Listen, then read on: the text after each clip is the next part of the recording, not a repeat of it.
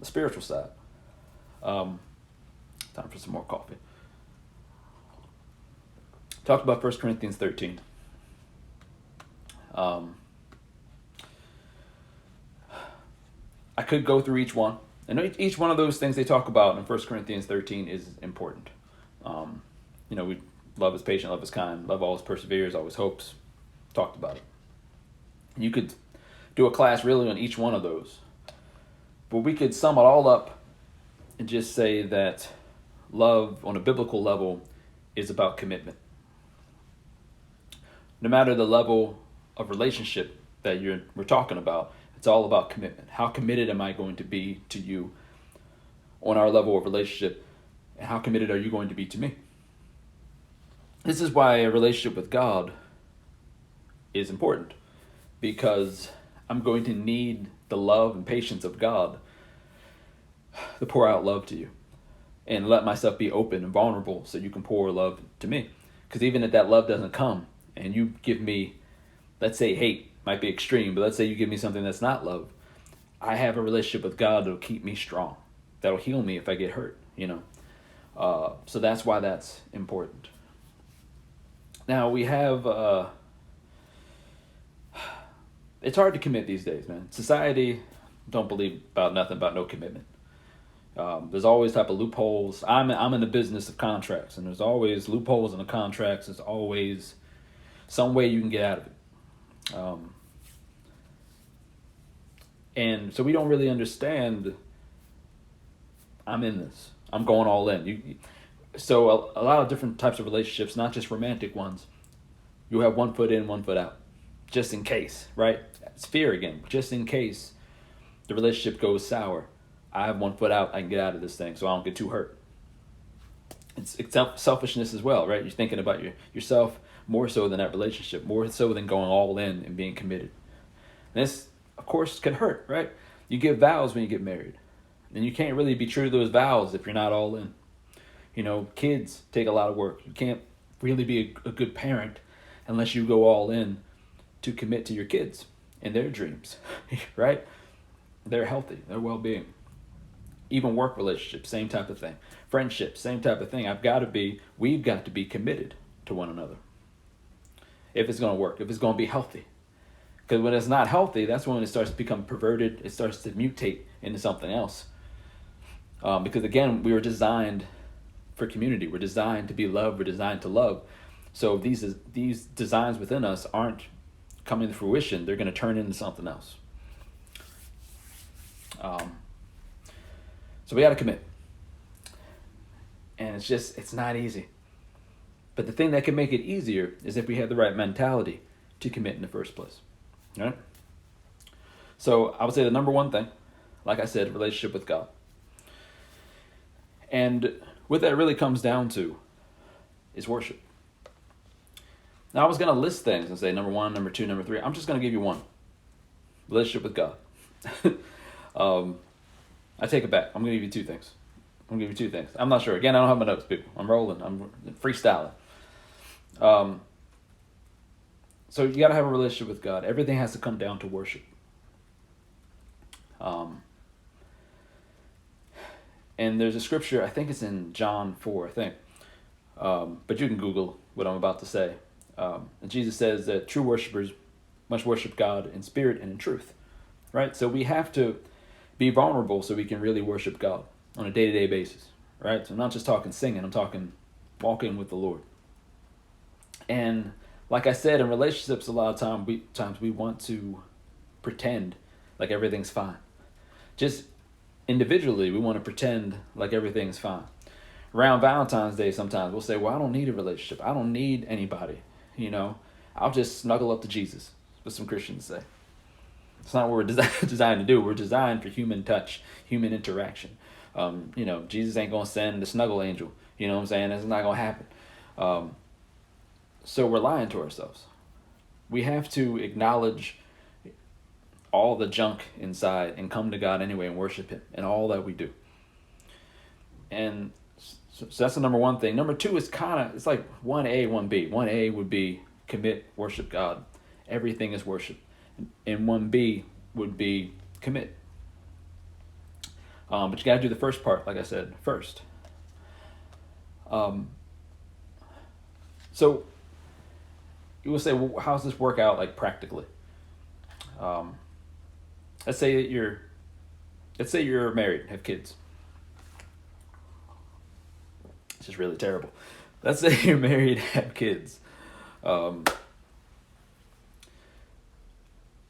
You be true to the vows you gave your spouse on your wedding day. You do that as worship to God. The Bible talks about how parents should raise their kids in the Lord. You do that as worship to God. How you look over your family financially, their physical well-being, their mental health. You do that as worship to God. You say, in your heart, you say, God, I'm going to seek these things and take care of my family as worship to you. Friendships, same type of way. You're committing to that friendship. You're committing as worship to God. I'm going to love this person. I know this person is struggling. I'm going to help them out. I haven't seen this person in a while. I'm going to reach out to them. You know what I'm saying? I know times are tough in this pandemic. I'm going to reach out to them. I'm going to love them. I know this person has hurt me, but I forgive them. I'm going to love them. And you do all that as worship to God. If you're single, you're looking for a partner in life, a life partner. Think to yourself, like, what type of relationship would best honor God? What type of person together with myself will best honor God? Now, some people, you need to get to know yourselves a little bit better so that you can take that step and ask yourself, what type of person together with me will best honor God? You can't really do that if you don't know yourself, or if you're in a time period where you're in a season of life where you're just hurting, you're wounded.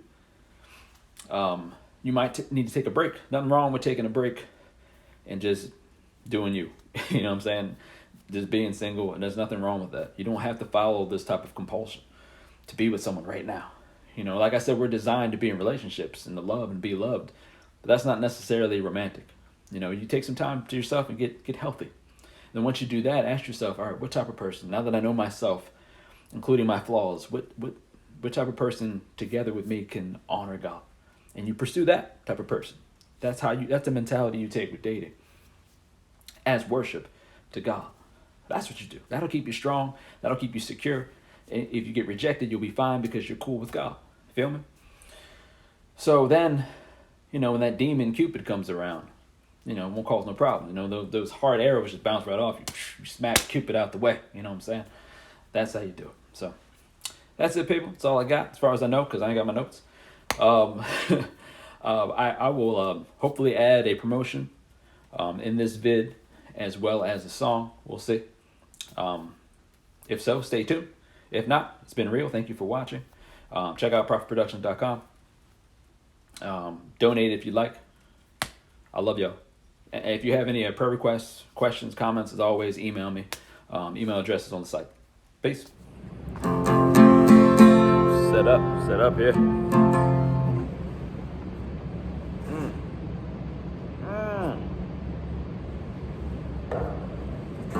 Here we go.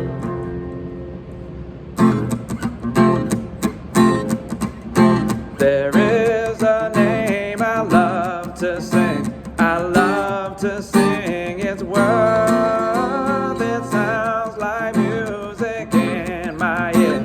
The sweetest name on earth. Oh, how I love Jesus. Oh, how I love Jesus. Oh, how I love Jesus. Because he first loved me. It tells me of a Savior's love who died to set me free. It tells me of his precious blood, the sinner's perfectly. It tells me what my Father had in store for every day. And though I tread a darksome path, he'll shine all the way. Oh, how I love Jesus. Oh, how I love Jesus. Oh, how I love Jesus. Because he first loved me. It tells of one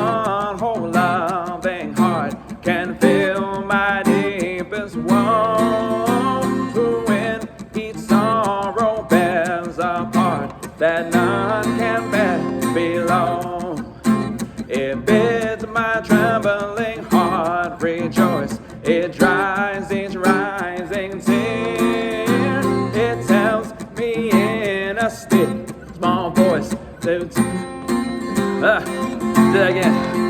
It tells me in a still small voice to trust and never fear. Is that coffee? Oh, how I love Jesus.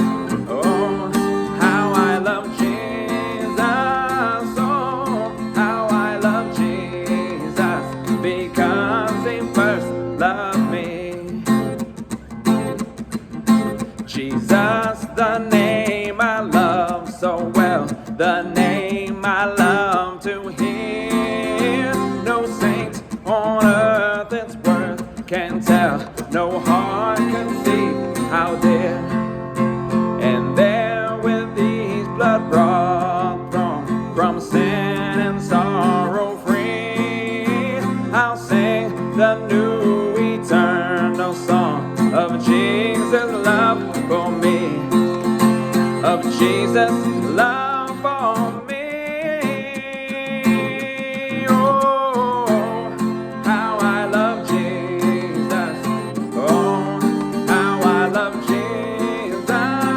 Oh, how I love Jesus. Because he first loved me. Because he first loved me. Because he first loved me. Yeah.